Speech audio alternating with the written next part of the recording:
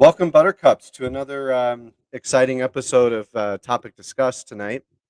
And I'm in a little bit of a new studio, just so that I could get better streaming capabilities and not have interruptions. So, welcome, Buttercups, to another very exciting episode of Topic Discuss.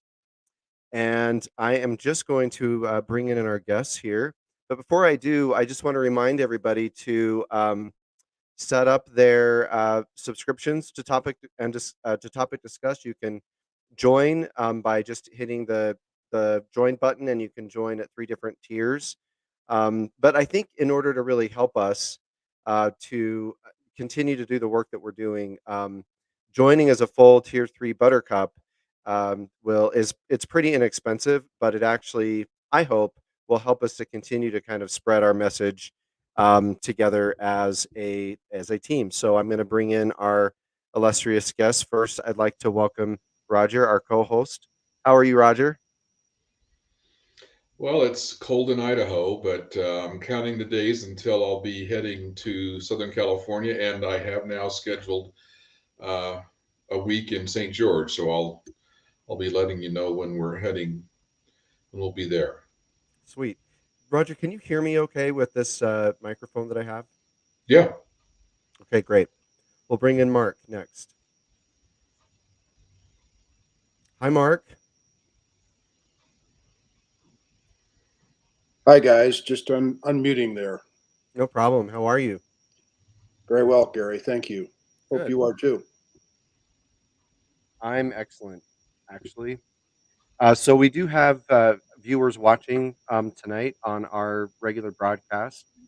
And just as a recap for all of our intrepid uh, fans, we've been really talking about just kind of this reality with I don't even want to call these episodes political, right? Because I think that turns people off. Um, I am going to just kind of mention that one of my family members, a niece of mine, joined the show last week.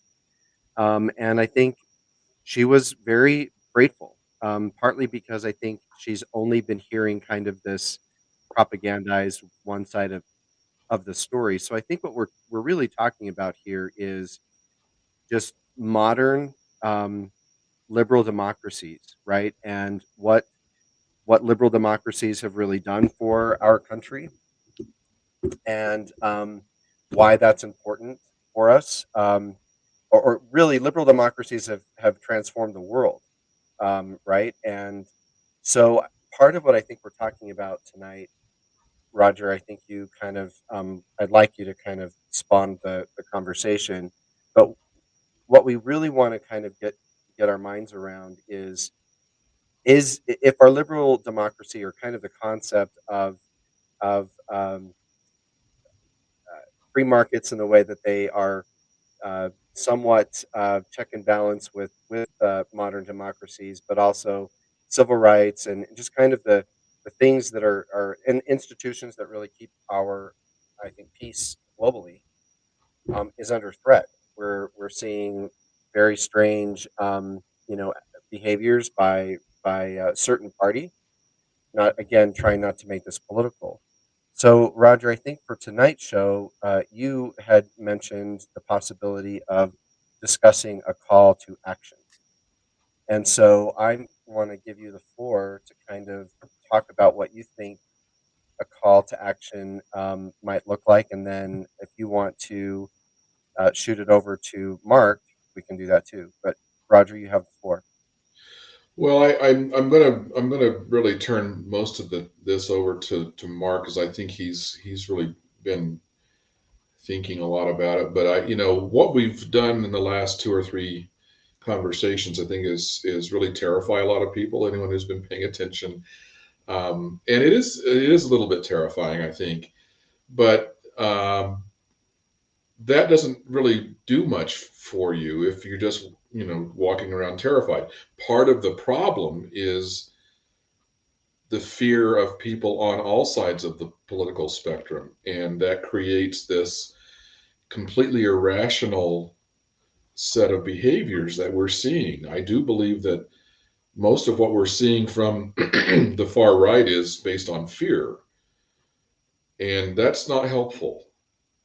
So we were talking about what do we call tonight's conversation, and I think civil engagement for me is an appropriate term simply because engagement is essential, and I think a lot of us have disengaged.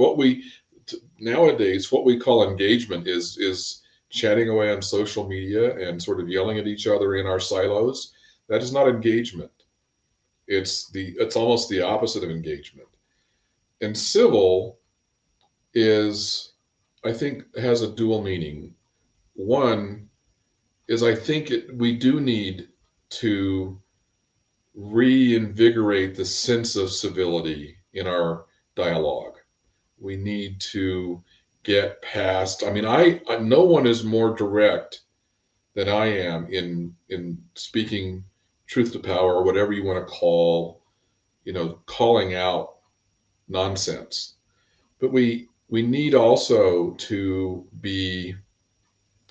engage thoughtfully and engage in a process in which we are proposing rational and thoughtful solutions and not just bickering at each other. So this is one of the things I try to remember when I'm engaging in this is, okay, do you have anything productive to put out there? When I was a CEO and ran a couple of businesses, my only rule for anyone bringing problems to me was at least come up with one solution, even if it's terrible. But just when you bring a problem to me, have thought about it enough to at least have one potential solution. And so I think this is really essential, is that now that I think more and more people are understanding the threat, okay, what does that mean? And it doesn't mean burn it down. Certainly not literally. It doesn't mean, um, cats and dogs living together, to borrow a phrase from Ghostbusters. It means, let's get thoughtful and let's get proactive. And what does that look like? And I think that's where I sort of, okay, Mark, now solve it for us. Well, Gary, I was struck by something you said twice in your introduction to the conversation, that you didn't want to get political. And I think that I'm going to make a little bit of a distinction. I think I know what you mean by that. You don't want to get partisan. You don't want to be discussing these issues through the frame of partisan politics. Republicans versus Democrats, libertarians versus socialists, whatever frame you want to put around it. So I would make the argument that everything we do in our lives and in sense of being a citizen is political.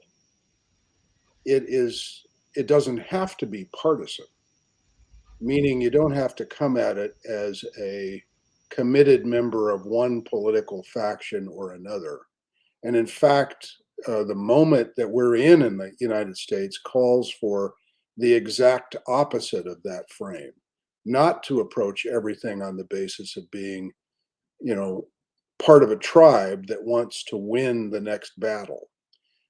Um, so it was an old girlfriend of mine years ago who told me that all things are political, because every aspect of our lives involves negotiation with your spouse or your kids.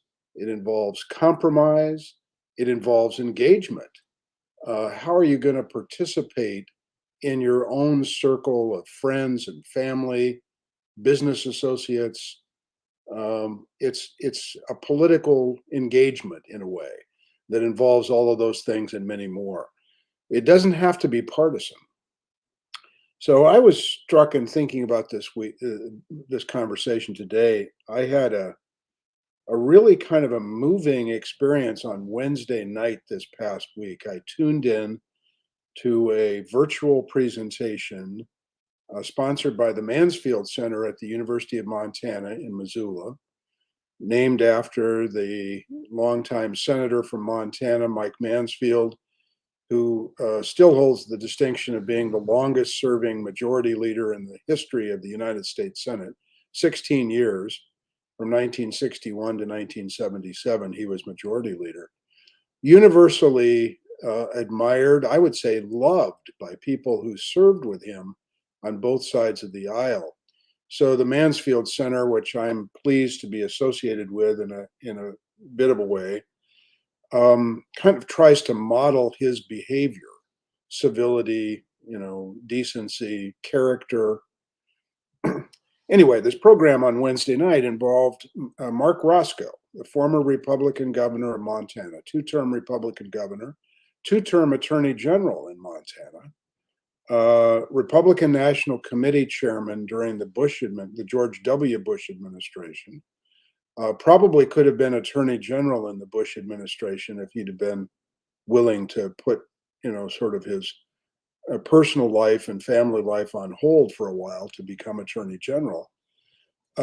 Extremely thoughtful guy, somebody I've known for a long time and really admire. Very conservative guy, politically very conservative. He approached the whole discussion about the danger confronting American democracy on the basis of a couple of big ideas that I think I completely agree with. One was the idea of fidelity to your country. The idea that as a citizen with the rights and responsibilities and privileges that go along with being a citizen of the United States, you have a duty to be faithful to the country. And that means, I think that means many things. It means, um, respecting the laws of the country, respecting the political traditions of the country, even when they get in the way, perhaps temporarily, of your own beliefs. But there's a certain honor, I think Roscoe was saying, in being a citizen where you place fidelity to the country above political party, above your own self interest, above your own self aggrandizement. How do you approach that relationship between your country, not your government necessarily, but the idea of your country? How do you approach that in a way that is honorable, full of the idea that you have faithfulness to this institution that we call America? And he talked a lot about civility, as Roger was mentioning. Um, and the other big theme that he stressed was, if we're going to get through this period where lots of us are very concerned about the direction the country has been headed for some time, it's going to take a commitment back to not just fidelity to the country, civic and civil engagement, but a elevation of the idea that was once kind of paramount in politics, it seemed to me, that character really counts. So the idea that the mental and moral qualities of political people are more important than their partisan positions on issues really has to come to the forefront. So that's a long rambling answer to starting the discussion, but I was just so struck by Roscoe, who got kind of emotional. He suffered some slings and arrows because he refused to endorse his party's nominee for president in the last two elections. He's been quite outspoken about the dangers that he sees to the country from the level of incivility, the level of non-fidelity, if that's the right word, to the country. And he's really worried about it, and he believes that it starts with each individual sort of embracing those qualities of fidelity, civility, and character. I think that one of the reasons it's interesting that you picked up on that. One of the reasons I found myself kind of continuously saying this isn't political. Really, it is because of how turned off people are, and as a result, Politics has a very, um, for some, a very distasteful, it's kind of the lowest common denominator. It's it's as bad as the sewer of social media that Roger and I've talked about before. So I think what we're trying to do, and I hear you saying, Mark and Roger as well, is we in our little Sunday night shows are trying to potentially bring back, um, like you said, Roger, civil engagement. That it is important for us because it matters to the country. It can't just be that I'm turned off by a political party or a candidate, so I'm just not going to show up. Gary, my current boss in my day job, who I admire a great deal, retired lieutenant colonel, um, probably would have gone farther had she not been a woman. Um, but really terrific human being, has a rule: no politics during in the conversations of business, and which I understand. And I think it's because of this thing that you're talking about. Politics has to suddenly become a pejorative, and that's a new thing. That's not hasn't always been the case. When I was growing up, politics was interesting and fun, and it's what you did and it's what you aspired to. You wanted to be engaged in the political conversation and the process, and that's how I was raised. That and it wasn't a death match. It wasn't gladiators in the Coliseum. It was I grew up in Indiana and then Utah, but there was still a bipartisan sensibility in those now very red states. What do you And think changed that then? well, I think it's we've tried to put our finger on it over the last couple of weeks, but I think it's a variety of things. I think you can't just point to one thing and say, but Mark talked about in his books, he's talked about some of this stuff. The 1980 election was a turning point. I do think that some things have happened that have exacerbated it. Dark money in politics certainly has allowed it to get worse. The idea that a corporation is a person that the Supreme Court somehow came up with, that corporations have First Amendment rights, still one of the more bizarre decisions out of the Supreme Court, I think, in the last 50 years, and there have been quite a few. I certainly think that, again, I come back to it, social media and the internet has taken this idea of tribalism to a whole new level. It used to be that you couldn't get away with just staying in your lane. You couldn't get away with you had to engage other people. There was no other way to do it. And now you can literally never speak to anyone with whom you disagree. You just block them, and you just keep narrowing and more the engagement you're involved with. And that's one of the and the on the flip side, if we do it right, if we use the internet for for the power of good, to make it oversimplify it, it opens whole new doors to us. It creates whole new opportunities. But and I think Mark really is more suited to try to put his finger on the how we got here.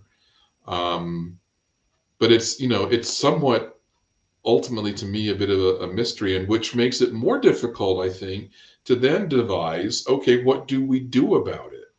I don't think there is a simple.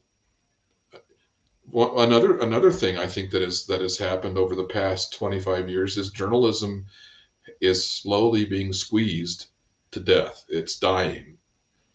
Community journalism, regional, national, world journalism is dying, and that has a dramatic impact. on. why does that matter, Roger, do you think? Because how, there where do you go for reliable information? It used to be not so difficult to do that. There were, newspapers and TV stations and radio stations that specialized in providing news, and they actually defined what news was in a way that made some sense. That is virtually gone. And Because now it's like democratized and just anybody can, like us. We've got it. We're on YouTube.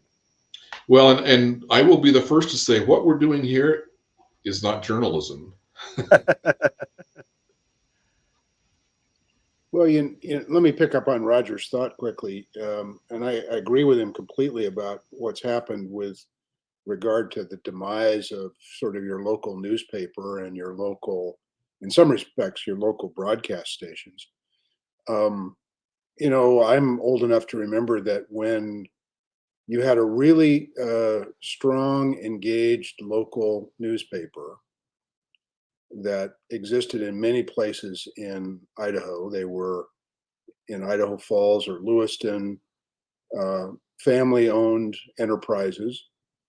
Um, and they were controversial often because they would take stands on things that would dink off a certain percentage of the population. But they were deeply, deeply connected to their communities. They knew what was, people who ran those newspapers, who worked as reporters and editors there, they were deeply invested in their communities. And for whatever reason, largely financial, a lot of that has disappeared now, so that you don't have those deep connections in so many communities. Or even the worst case, you don't even have a newspaper in some of those communities anymore. So you don't even have the opportunity to try to connect with local people. So that's one thing that clearly has happened to the detriment in the largest degree to democracy as we think of it as engaged citizens caring about their local communities, their states, their nation. Let me add one other thought that I think is also contributed to what's happened. And this is a function of social media, the ability of politicians to go over the heads or completely ignore, in some cases, uh, local news organizations, local engagement with voters. Um, I don't know what the case is in Utah, Gary, but in Idaho, local members of Congress or local elected officials virtually don't meet with the public at all anymore. Um, I've talked to my journalism friends back in Idaho, and I said, "When's the last time a United States senator was in your newsroom? When's the last time you had a town hall meeting where everybody could show up and have a question for the congressman?" That used to be not only a requirement of political office, but an absolute necessity for the reason that Roger mentioned. You had to engage with people, even ones who disagreed with you. You had to get out there and make your case to them, answer their questions to the best of your ability.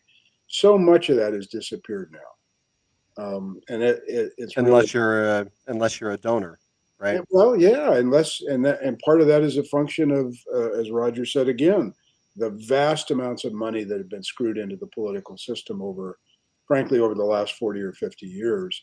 It removes the incentive in a lot of ways for politicians to engage with their own voters. One exception I will point out, it doesn't have to be that way, and this is a good example of civility and engagement. Both of the senators in the state where I now live, Oregon, have town hall meetings every year in every county in the state. Um, and before COVID, I've gone to several of these. Ron Wyden, the senior senator from Oregon, chairman of the finance committee, he shows up in Tillamook, Oregon, on the coast on a Saturday afternoon at 2 o'clock in a public space. And he gets up, introduces himself, says, "I'm not going to make any speeches. I want to hear what's on your mind." And he takes questions for an hour and a half, some of them quite uncomfortable questions. Um, and that goes on. So that does happen in some places, but it's extremely rare. And it certainly doesn't happen to the degree that it once did, where politicians actually engage their voters. So one principle I just want to call out in terms of our call to action, or what kinds of things can we do. One that I'm hearing from you guys is really the importance of locality, or keeping or engaging at your local community level, because that's been lost. I think you said, Roger and Mark, in journalism. So part of why journalism worked before is because there was a locality, a community around what the journalism was about, and you could, I guess, connect with it and validate it. And then your politics were more local. And I think, Roger, Mark, one of the things that you've talked about, and it's in your book, is that part of the Tuesday Night Massacre is kind of the elimination of local politics. Am I saying that right? Yeah, the elimination of local issues and a local focus, even on a congressional campaign or a Senate campaign, at the expense of making everything a national concern. Um, and yeah, that's clearly something that's happened over the last 40 years, driving out which is the benefit of when a guy like Wyden shows up in Tillamook, Oregon, rural coastal community. He's got to know what the heck he's talking about, because Mhm. people will hit him on issues ranging from the local timber harvest to some water quality issue to the local hospital or community college. He's got to be really well versed in those issues, or you'll look like a fool. And So that, engaging. Oh, sorry. Go ahead. well, I'm just making your point that it is a way to connect back to the community where people live, issues that are really important to them, that have really nothing to do with being a partisan, almost nothing to do with being a partisan, have everything to do with being a good citizen. I One of I the things that's happened, Gary, with COVID and with the internet, is that most city councils are now streaming live. So that's a good thing. That's a positive outcome of the internet, and and nobody shows up. No, they get 14 views, and they tend to be the wackos that show up, which used to be the case. That would be the people who showed up live when the city councils would. But go to the city council meeting, for heaven's sake. It's not that hard. Most of it isn't all that interesting, but attend. It's easy now. School district. I know most of the school boards are now streaming. College of Eastern Idaho's Board of Trustees streams its meetings live. I suspect that the boards of education in states are mostly streaming live. There is a great opportunity that the internet provides here. Talk about engagement. Here's an opportunity, and you don't have to leave. You can leave your your sweats on, and you can sit in your living room and you can attend meetings that you probably never dreamed of attending in person. When I was the young reporter, I would go to city council meetings. This was in Provo, Utah, back in the 80s. And unless there was a really hot topic, there would be two reporters, one from the Deseret News and me, and three other people, and then staff. Um, there's no reason to avoid that. So that's step one, is find out who, where, when, and where your public bodies are meeting, and attend virtually, if nothing else. Okay, so I just want to pause because I do want to I want to help our audience with their call to action. So our call to action number one, we'll have many, is to get involved in your local politics. And I would argue it that is much more interesting and less of a turnoff, right? Because they are Well, issues. And it probably affects you far more than the Mhm, national politics do. You mhm. know, how much you're paying for water, whether your streets get, Mayor Daley in Chicago, he all he cared about was getting the garbage collected and the streets plowed. That's being a mayor. So it affects you far more than most national politics do. You know, national politics get all the attention, but that's not where the rubber meets the road, quite literally. By the way, I just want to mention, I posted so that you can see it, and this is for people who are hardcore. My graduate school lesson on news literacy is on YouTube. It's for my graduate students at Gonzaga, but I posted the link. If anybody wants to really dive into news literacy and why we're at where we're at, you're welcome to spend an hour of your life you'll never get back watching that. Yeah, I'll Yep. make sure it gets. Oh, go ahead, Mark. Gary, picking up on Roger's thought, back when I was in business and a partner in a consulting firm, we used to hire lots of younger people, people pretty much straight out of college, oftentimes their first or second job. And I got to be pretty hard-headed with these young people in saying, if you want to be successful in a professional services firm where you're holding yourself out as an expert on something, counseling a client that's paying you good money for your advice, then you better be darn well connected to your community. And you cannot do that unless you're deeply invested in the civic life of the place that you live. That means, as Roger says, paying attention to those meetings, knowing who's on the school board, caring about the issues that they're dealing with, even if you maybe don't have any kids in school. Um, we used to have a requirement. I don't know, maybe it wasn't even legal to do this, but we we required employees as part of their annual evaluation to tell us what nonprofit group in the community they were going to volunteer with. I didn't care which one it was.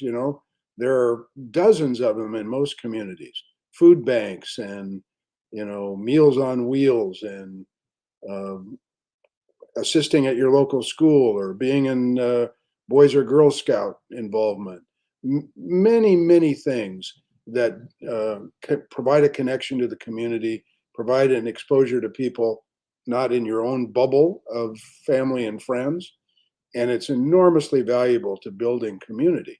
We got to get we reinforce that at every opportunity. It seems to me to get through this tough patch we're in.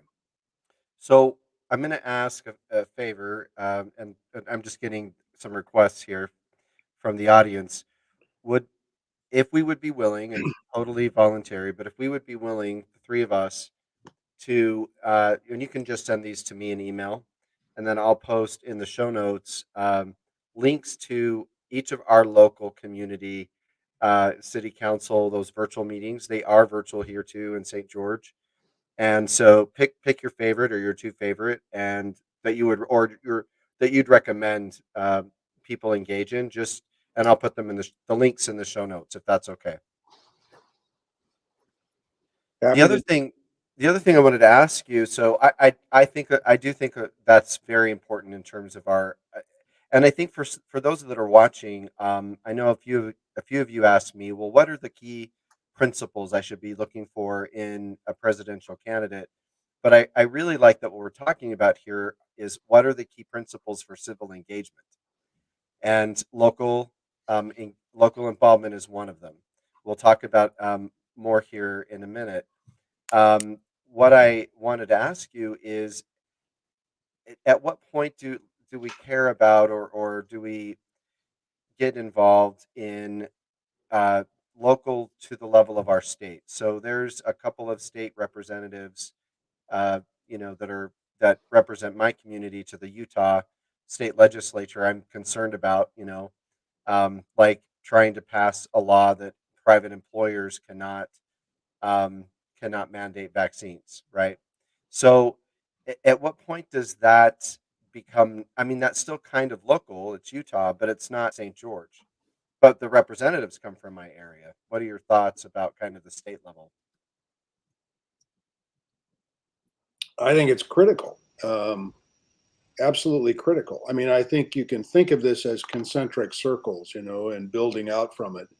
The middle of the smallest circle would be your local community and your city council and school board and sewer district and all that sort of thing.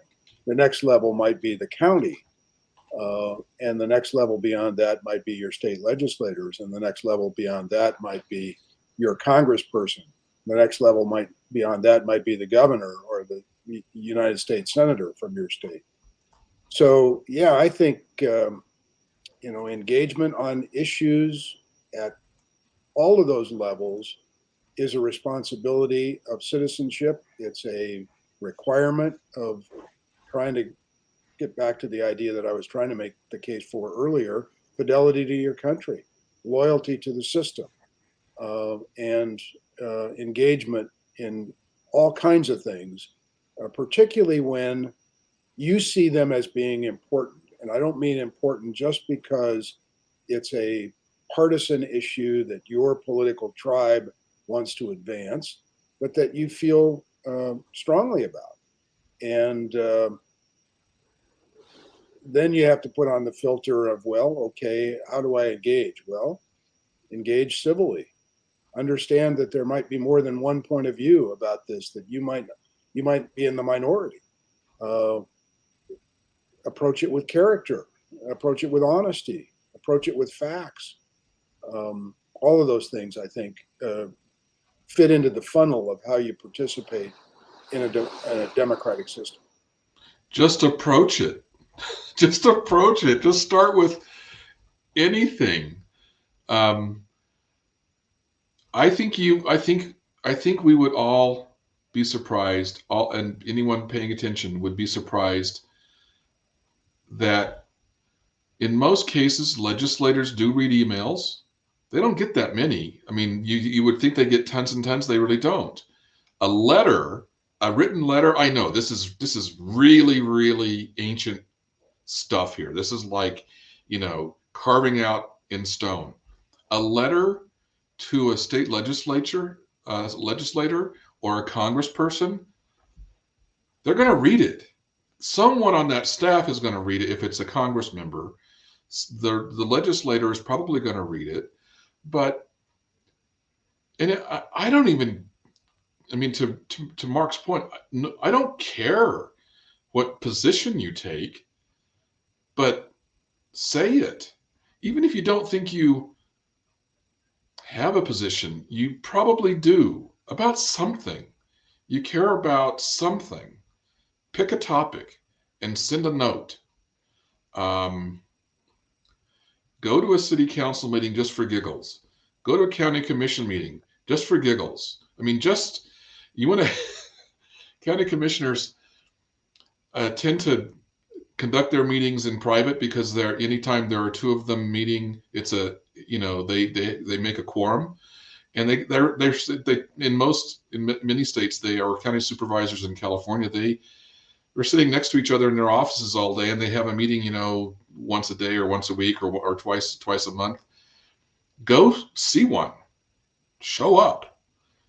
Go pop into the city hall and ask to talk to the mayor or the public works director. I mean, just for giggles. Yeah, one of the things that I know, I'm just thinking about my own journey in civil engagement. I was a Republican delegate many years ago, and I can remember first getting involved in the city council and the county commission and that kind of thing. But how do you? I'm just thinking about our younger audience who might have a short attention span. Some of those city council meetings, they are entertaining, Roger. They can be very entertaining. They also can be more boring than church.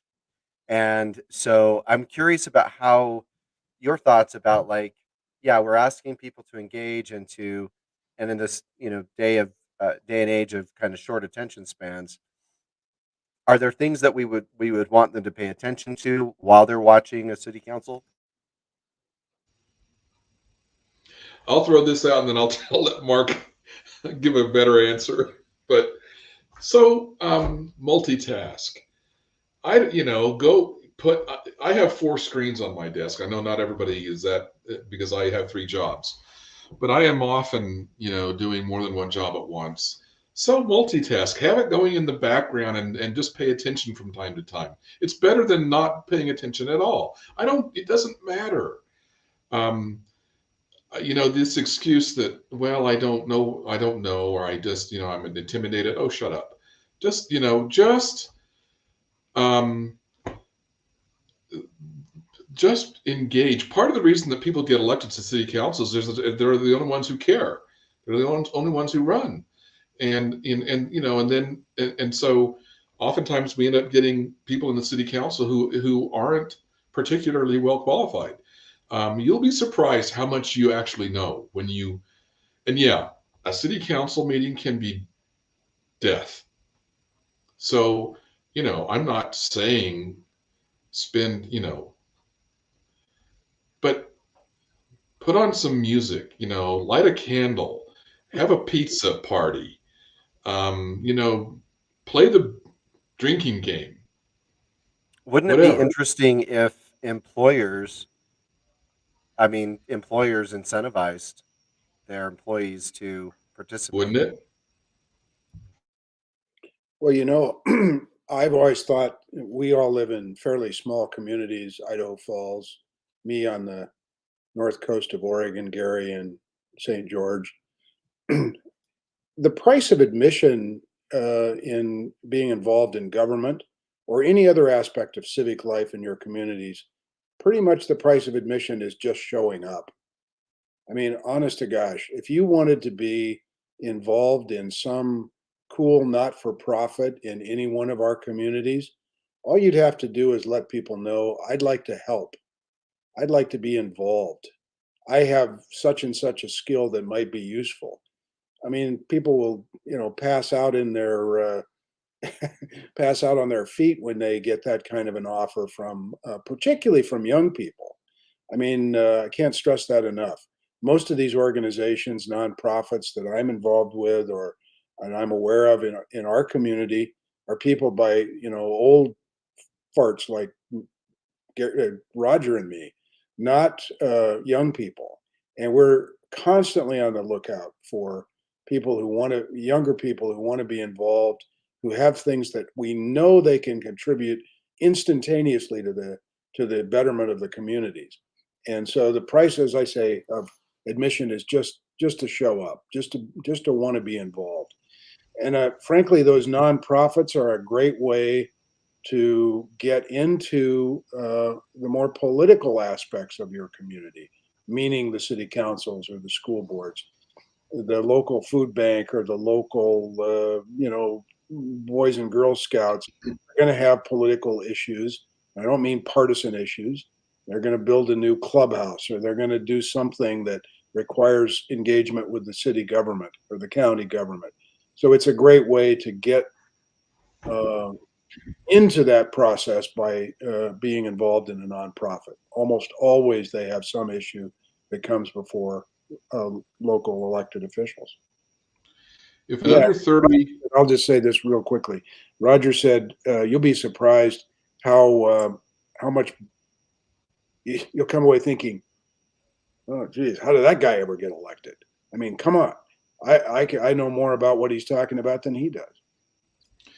if an under 30-year-old person walked into or picked up the phone and called a member of the United Way board, or pick your nonprofit, and said, "I'd like to.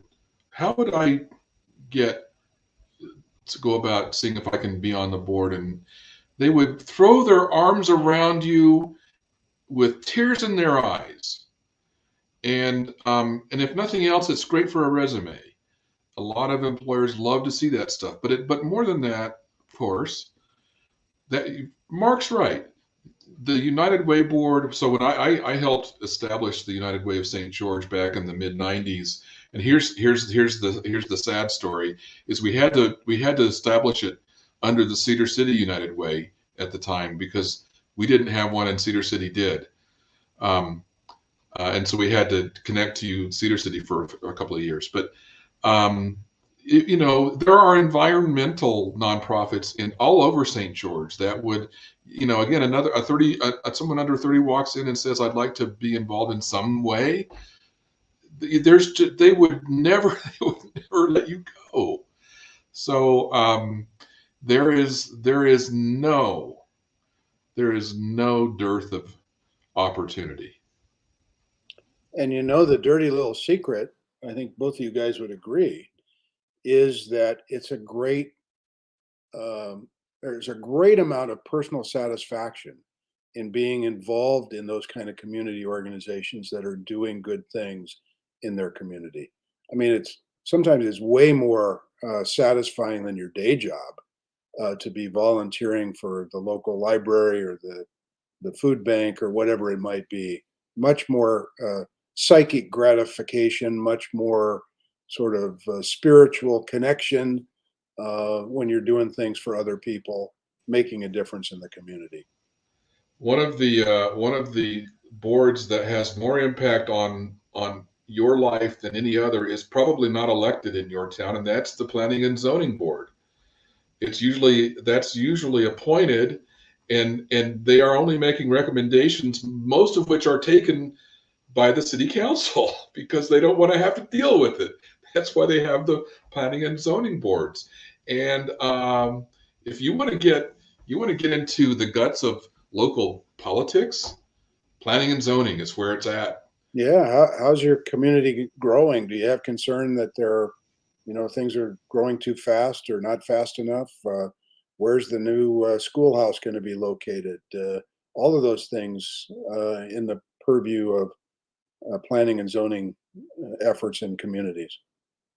So one question that's out there is just based on what we're talking about here. We've gone from a few weeks of discussion around um, kind of the radicalization of the Republican Party, some shenanigans that they may pull in the upcoming elections, like sending fake electorates and having installed Republican leaders that will accept those, right? So we've gone from something very national and very frightening to let's volunteer at the local level, volunteer your United Way. I just have some audience members commenting, how does that how does that connect? Because I it's true, like I can't necessarily do. I mean, I can do something about who gets elected um, in my state in terms of the election board, but how does like local politics help with some of these bigger, scarier, existential things we've been talking about? Just how do we make that connection for our viewers? Well, it's a great question. I think my answer would be pretty simple. It starts with us as individuals, and it starts with a connection to your local community that um, involves you in things that are important locally. I would argue that having entered uh, civic life at that level and being really engaged and paying attention will make you more effective as you think about bigger national and state level political issues. It'll make you a better citizen, better able to engage at those other levels of government.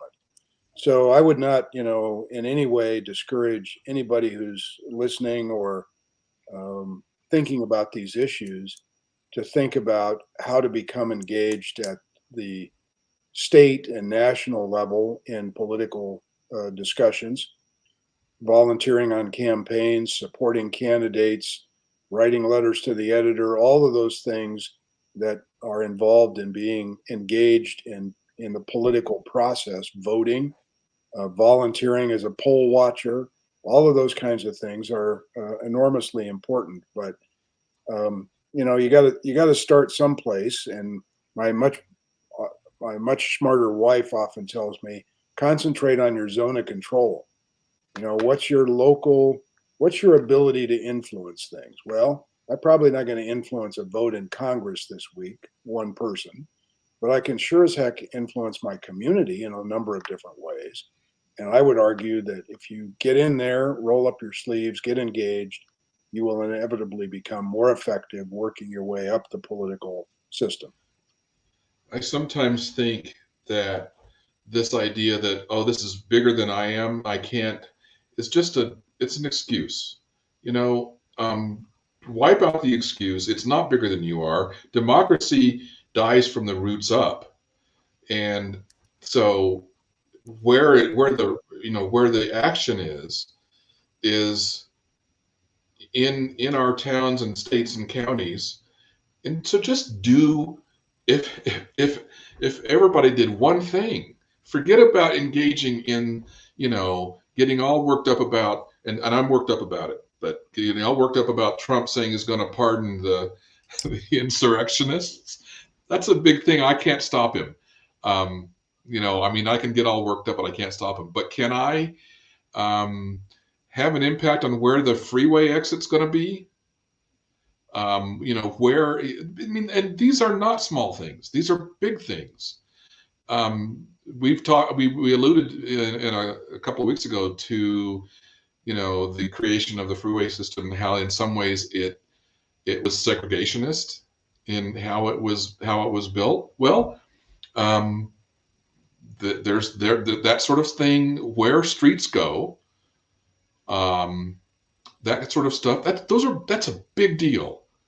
It's huge stuff, and it's how you start to make a difference. And so don't use the excuse that, well, this is all beyond little old me. No, it's not. Yeah, we had a situation, I think I might have mentioned this before, in St. George, where there was an opportunity to, and I can't remember exactly what the tax was, but it was kind of a one-time opportunity where we could access funding from the county or from the state and match it, and it would cause a small tax to incur on groceries. Most of the tax increase would actually impact out of state, like tourists. But because, like, and I think, Mark, because there is this uh, tendency to stay true to your party, not to your country, or even to your community, that many conservatives in our community in St. George just have this kind of rhythm of no new taxes, right? Because that's the party line, not recognizing or even willing to understand what these particular taxes would do for them. It would rapidly accelerate our ability to build roads, which is a chronic complaint in St. George. Everybody's complaining to the city council about roads, but no one seems to get the fact that you have to pay for it, right? So when we had an opportunity as a citizenry to get involved and to set aside our partisan, right, partisan politics, and kind of our ideologies, and actually get educated about what that would have done. And I can remember trying to kind of get on the campaign trail to get people to vote for it, but by the time I knew about it, it was too late. We were already in October, it was coming up into the election in November. It didn't pass, and people are still complaining about roads in St. George. Well, and I mentioned this at the outset, this guy that I referenced, Mike Mansfield from Montana, the Senate leader in the 60s and 70s. Um, he had he followed Lyndon Johnson in Senate leadership. Lyndon Johnson became vice president in 1960 and had been the Senate leader in the 50s, was an absolute, what's the right term? He was a, arm breaking, wrist twisting, completely overbearing kind of leader. Would get people backed into a corner and work them over. The Johnson treatment, it was called. Mansfield was an entirely different kind of person. And he came to the Senate knowing that he had to be a different kind of leader in order to distance himself from Johnson's style of leadership. So he decided he would model the kind of leadership he would model in his leadership the kind of behavior that he thought United States senators ought to embrace. So he was, courteous to a fault. He treated everybody as an equal. He would, get berated by somebody, and he would stand on the Senate floor and say, "I appreciate the points you're making, and you should come to my office, or I'll come to yours, and we'll talk more about it." So he was modeling a kind of behavior. And I think one of the things that we have lost track of in our politics is that we individually can model the kind of behavior that we want in our political leaders. And back to my prescription about fidelity and civility and engagement and believing that character really counts. Those are things that we can model in our activities and in our engagement in the political process. That if enough of us were to do it on a consistent enough basis, it could change things. I really do believe that. If we embrace the idea that, again, the idea that character really counts. You're not going to support somebody who doesn't have the moral and mental character to be a good leader. Would your mother want this person in their home for dinner? That's a pretty basic question you could ask about any political leader. Uh, would you trust this person with your children? Would you trust this person to make really big decisions that might affect your family's future? Those are questions about character. And we have to put that at the forefront of what we're trying to do to get through this difficult time. So, shameless plug, I've written a book about Mansfield that'll be out next year, I hope, early next year. And he is a absolute model for the kind of political figure that I think almost every American would embrace, regardless of their ideology. Just the way he comported himself in public life was exemplary. So, A, educate yourself. You don't have to learn everything about everything, but pick something and learn about it. Get B, become more selective about your sources of information. C, pick something to engage in. Did you know that there is a hillside review board in St. George? How you and do you know that I just pulled it up. The last agenda was 184 pages. Those are not elected positions. Those are appointed positions, and they're deciding how you're going to destroy the red cliffs of St. George, or not destroy them. Where houses are going to go or not go. 184 pages. These are appointed people. They're making decisions that will affect you far more than probably almost anything else that you could engage in. Learn about a politician and join their campaign. Knock on a few doors. You're going to learn more by knocking on 30 doors in support of a candidate than you could learn by months on the internet. I did it when I was 17 for Wayne Owens. I mentioned this before, who was running for Congress in Utah. It was just the most amazing thing. So it's not overwhelming. It doesn't have to be overwhelming. It can be very basic. And if you don't think that's going to make a difference, then you're just wrong. That makes all the difference. And if we start with that, and it takes time, and if we start with that, and young people start with that, and then it builds out. Both Mark and I are a little bit pessimistic about all of this, but it's not without hope. And there are people smarter than we are who are not so pessimistic. And so let's begin, begin to begin. Do pick something. So, Roger, I want to ask you a question about apprenticeships, and I don't know if this is related, but it's interesting that you've chosen apprenticeships to be an area where you're focused. When you say pick something, is is part of the reason you do what you do with apprenticeships, does it relate to civic engagement or giving back to the community? In a way, because apprenticeship is the alternative to traditional higher education.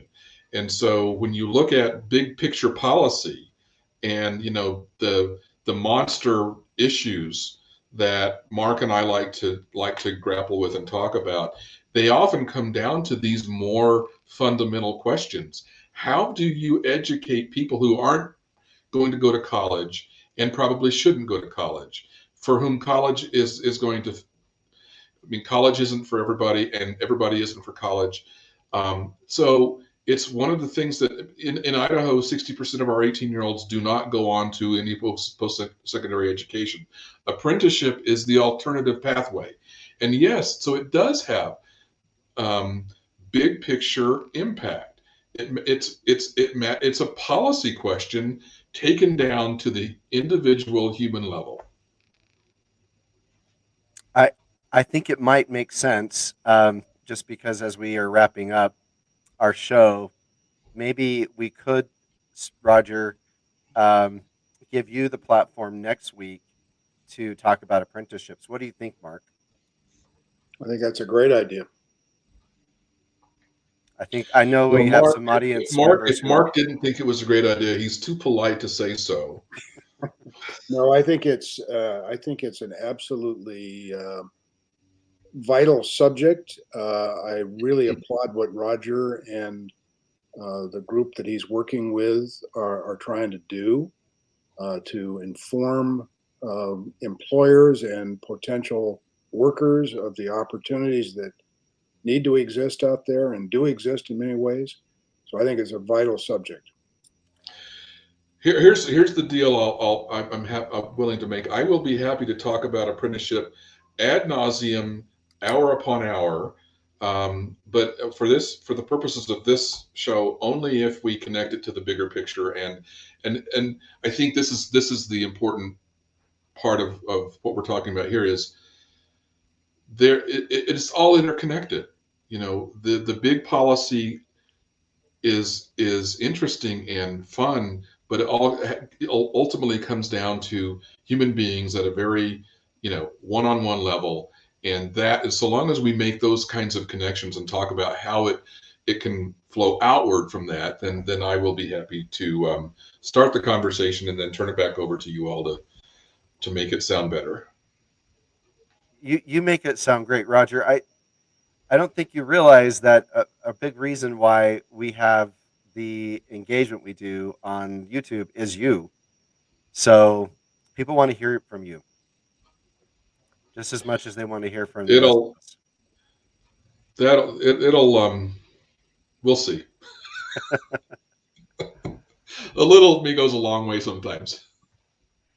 So as we kind of wind up or wind down the show, are there other thoughts about principles of civic engagement, civil engagement? I like from Roger as we kind of wrap up.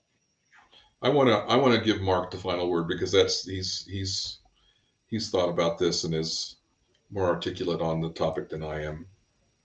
Well, I don't know about that, but I would just say, as we've underscored in several ways during this conversation, find a way to get engaged in your local community. The price of admission is just to show up. Find something that is interesting to you. I once had a good friend tell me that don't become involved in any organization that you don't aspire to lead, which is pretty good advice. But there are many, many ways to get involved, and it's not just the sense that you're giving. You'll get way more out of it than you ever put into it, has been my experience. So get engaged, model the behavior you want to see in political people, um, through civility, through belief that character matters, through a sense of being faithful to the institutions that uh, form American democracy. Um, yeah, and just put your shoulder to the wheel and figure out how you can make a difference.